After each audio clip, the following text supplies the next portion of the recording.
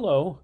This video will deal with the topic of federalism, and specifically I want to talk a little bit about how American federalism has changed over the course of the last 230 years. The Constitution went into effect in 1789 when the first Congress met and then President George Washington took office. And in the 230 plus years since then, our system of federalism has gone through some changes. Now, as a refresher, federalism is the idea of shared sovereignty between two levels of government. In our case, it's shared sovereignty between the national government, or what we call the federal government, and the states. Now, the concept of sovereignty is that a government has the ability to pass its own laws. So if a government is sovereign, it does not have to get permission from another government or another level to pass laws on it within its own jurisdiction.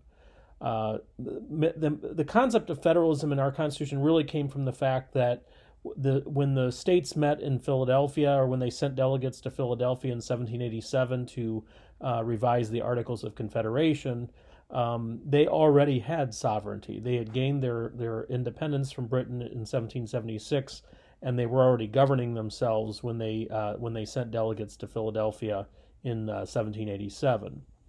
But in the course of the Constitutional Convention, of course, they were looking at the problems that existed under the Articles of Confederation, the fact that it gave way too much power to the states and that the central government had very little power. And so we really were 13 kind of independent states kind of doing their own thing that were loosely tied together into a union, but it was not working very well. So they created in the Constitution, the focus of the Constitutional Convention was not on the states, but on the powers of the national government.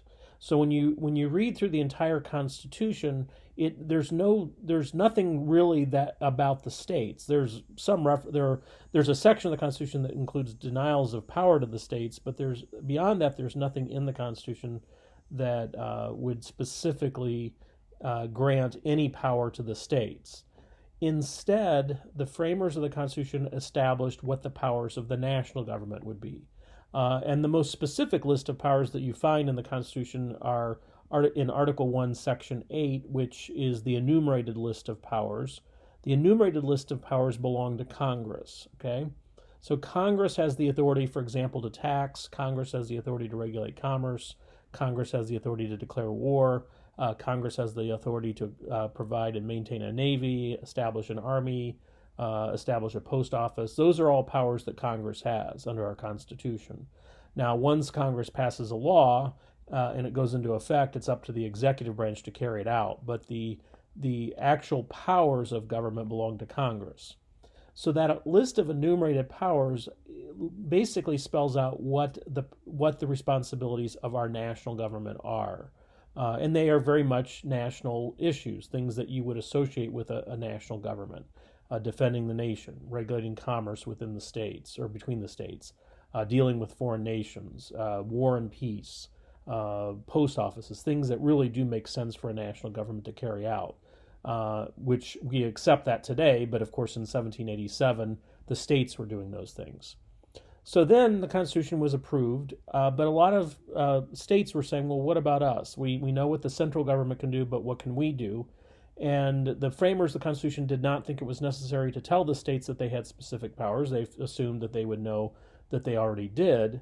But the states that were opposed to the Constitution said, we don't know what we can do. So one of the Bill of Rights, which were the first 10 amendments to the Constitution, passed after it went into effect, one of the Bill of Rights, Amendment number 10, basically says that whatever powers are not specifically granted to the national government or denied to the states are reserved to the states. So we say that states have reserved powers. It's the balance of whatever's left over. So we know specifically what the Congress can do in the enumerated powers. We know what Congress and the states are not allowed to do because there are two sections of the Constitution that deal with prohibitions on governmental power. So the understanding is that whatever is not listed there belongs to the states. So, and the states have a lot of responsibility. They have the responsibility for education, for public safety, for health. Those are all major things that the states deal with. When you think about the laws that you have to follow on a daily basis, it's almost certain that the laws that you follow every day are state laws. It is true there are federal laws that we have to obey, but the vast majority of the laws that we follow on a daily basis, for example, following the speed limit when you're driving a car, that is a state law. The federal government does not set speed limits. Or the requirement that you go to school, that your kids go to school, or of course now we're dealing with distance ed right now, but the idea that you go to school, that is a state responsibility. Now, so that's federalism. It resulted from the fact that the states already governed themselves, but the framers wanted to create a government that would have authority over the nation. So we ended up with two levels of government. And the United States was the very first country really to ever try this kind of arrangement, where instead of either other countries had unitary systems where most of the power rested with the central government. We had a confederate form of government for a few years under the Articles of Confederation, where the states carried out power. But federalism is a system where two levels, have authority. Now, they are not necessarily two equal levels. We're going to get into that in the readings that you're going to do, but just understand that these two levels have their authority. There is no list of reserved powers. The understanding, again, is that whatever's not given to Congress or denied to the states is reserved to the states. Sometimes those are also called police powers. Now, so the Constitution went into effect in 1789, and it wasn't really clear when the nation began this new republic, this new Constitution, what exactly it would mean to have two levels of government. People understood what it meant to have a central government in charge. They understood what it meant to have states in charge. But it wasn't clear exactly how this was going to work, where you had two levels operating.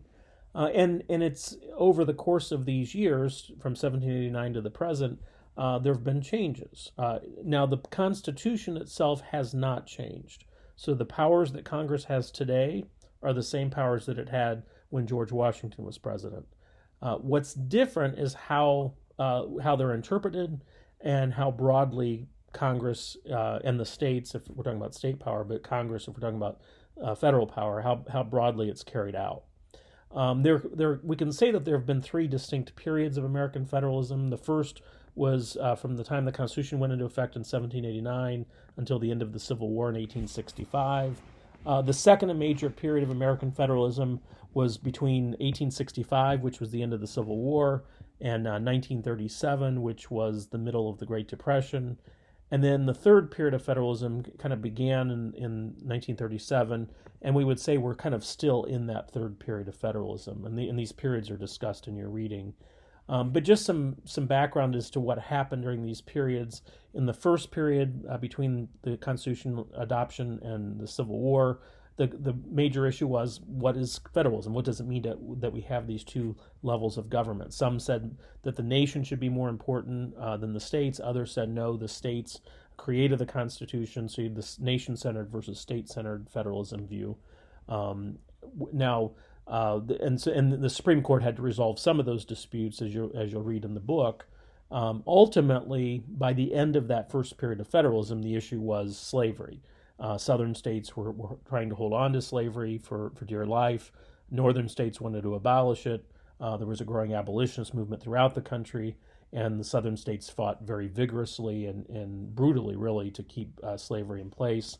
Obviously, we know the North defeated the South in the Civil War, and that established really that we are nation-centered. States can't just decide they're going to withdraw from the Union, which is what the southern states were doing when they seceded. That states have to follow the Constitution. That's the Supremacy Clause. The Constitution of the United States is the supreme law of our land, and states can't just say they're going to follow some things and not others. If it's in the Constitution, if it's a law passed by Congress, states have to follow it. Now, if a state doesn't like something Congress has done, if a state disagrees with a law that's been passed, they can go to court and challenge it, but they can't just say, oh, we're not going to follow this because we don't like it. We are all tied together under one Constitution and one set of laws.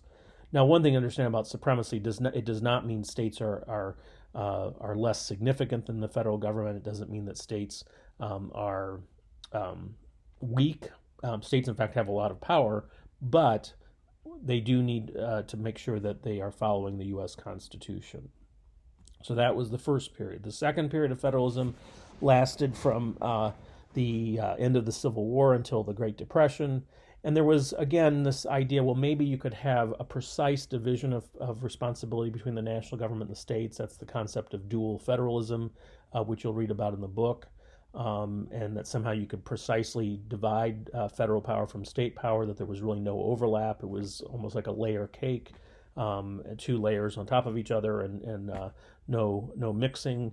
And so this concept of dual federalism was really kind of a limit to both the federal government and the states in terms of what they could do. As you'll read in the book, there was the growing issue of the fact that our economy was changing in the late 19th century. We were becoming more industrial.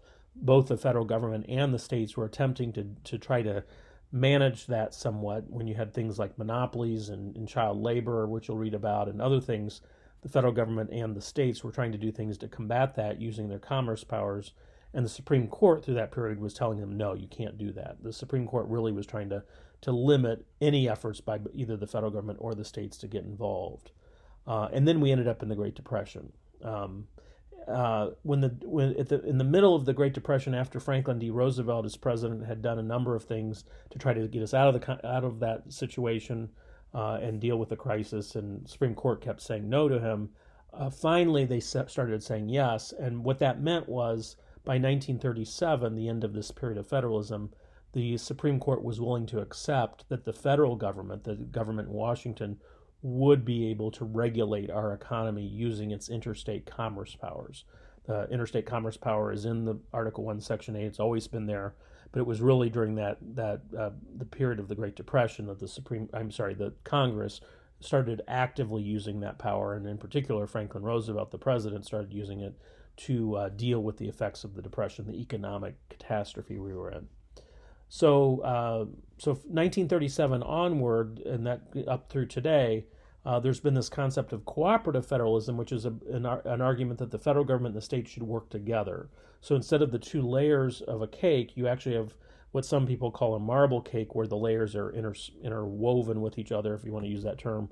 They're kind of mixed together in some way, so that we don't. Yes, we have two levels of government, but they do work together. They do work together in terms of federal programs. So, for example, look at road building. Road building is something that we do in this country. It's handled at the state level, but the federal government provides a lot of money to the states to build roads. So the interstate highways that we drive on are funded through federal money, but they're built by the states. That's cooperative federalism, the two levels working together. Healthcare, Medicare, Medicaid. In particular, Medicaid, the health insurance program for low-income families and for some seniors, that is, again, funded by the federal government, but it's run by the states. We've seen this with other healthcare laws. The Affordable Care Act is an example of cooperative federalism. And aid to education. Again, the federal government, the states run schools. States superintendents and local superintendents and school boards are the ones responsible for running schools. Most of the money for public schools comes from the state and local level through taxes, property taxes, and other ways. In Michigan, it's also funded through the sales tax. But local school districts do get a lot of federal money. It's not the majority of their money. The majority of their money comes from the state of Michigan, in our case. But they do get a chunk of money for school lunch program, for Head Start, for helping students who come from disadvantaged backgrounds, and a lot of other things. People with different disabilities and handicaps. Those are all funded through federal money. So the federal government does give a chunk of money to the states. There is a federal Department of Education because the federal government does provide a lot of money to the states for education, and it's an important role. So the biggest change that's occurred in the last 75 to 80 years since the time of the Great Depression is that the federal government has gotten very much involved in issues that in the past would have been handled mostly at the state level. But the reason it has gotten involved, the powers haven't changed. The states are still responsible for schools or roads or whatever. But what's changed is that the federal government is using its resources to help the states.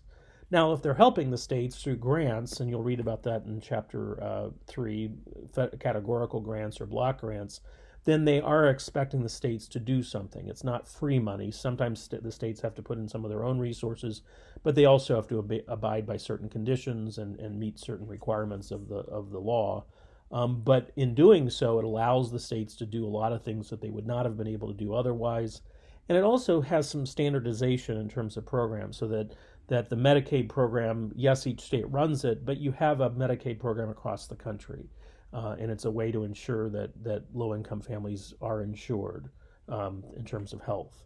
Now we have a much weaker healthcare system in terms of insurance than most other industrial countries, but Medicaid, Medicare, and then more recently the Affordable Care Act have been efforts to try to expand healthcare access. But again, it's the federal government providing the resources and the states largely running the programs. And that's the concept of cooperative federalism. One last example, I mentioned the issue of road building. Again, we know that Michigan doesn't have the world's best roads. Some of that is because we don't get as much in federal money as other states do for our roads. And so trying to kind of equalize that somewhat would be one way to help. And but I should also mention with road building, it's an example of where the federal government can use its influence to change state laws. So, for example, the drinking age in Michigan is 21, just like it is in every other state in the United States. And that's because about 40 years ago, Congress put the drinking age as a condition on states that take highway money. So that if a state takes money to build its highways, it also has to set its drinking age at 21. Some states it used to be 18 or 19, but there was a feeling, Congress had a feeling that it should be 21, that was a safer age. You could have debates about whether that's true or not, but that's what they determined. Now, Congress can't tell the states this is what your drinking age is going to be, but they were able to make it a condition of federal highway money. So if a state did not want to raise its drinking age to 21, they could give up some of their highway money, get from the federal government. Of course, states didn't want to do that, and so they raised the drinking age to 21, which is where it's been for many years. So it does allow the federal government to have a lot of influence over the states on issues that the states deal with. People can have debates about whether that's good or bad, but it is certainly the reality of federalism in the current day. And both political parties generally have supported this to some extent. They have different priorities about where money should go and what the program should be. Like, for example, on healthcare, the Republican Party would be more against the idea of requiring the healthcare programs at the state level, but they can use this cooperative federalism for their own policy goals. So that's kind of in a nutshell, kind of how federalism has changed. We went from a period where in the late 18th and early 19th century, where the federal government was largely limited in what it did in terms of commerce and the economy and so forth. And today, the federal government's very much involved, and that's just an evolution of power that's occurred. Again, some people don't like it. Other people like it because they believe it has allowed the federal government to really help the states do things and deal with issues that they have to deal with. So, if you have any questions, you can always email me or call my office, and have a good week. Thank you.